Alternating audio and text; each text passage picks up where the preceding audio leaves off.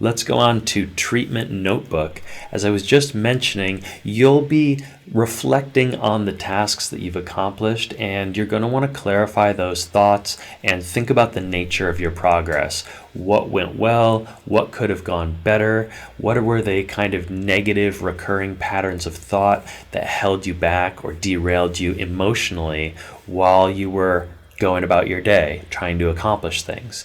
You're going to want to reflect on those, clarify your thoughts, and review your progress in a positive way at your evening check-ins. And that's where you'll be writing that in your treatment notebook.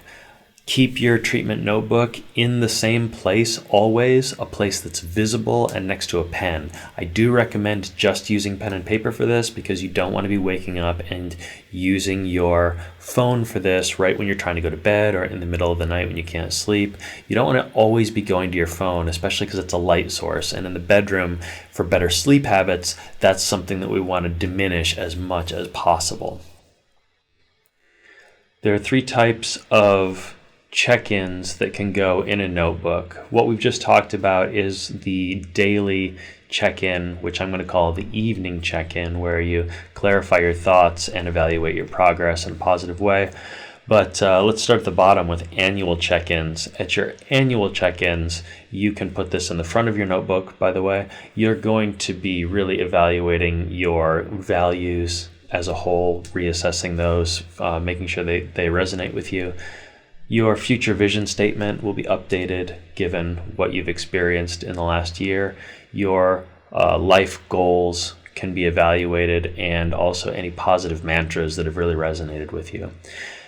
Stepping back then to the quarterly check-ins, this is where you're going to put down your milestones for the coming quarter, your milestone goals.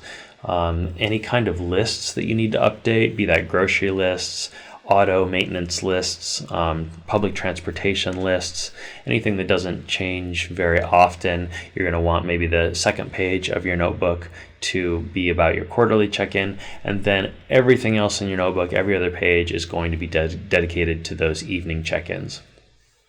So that pretty much covers your notebook.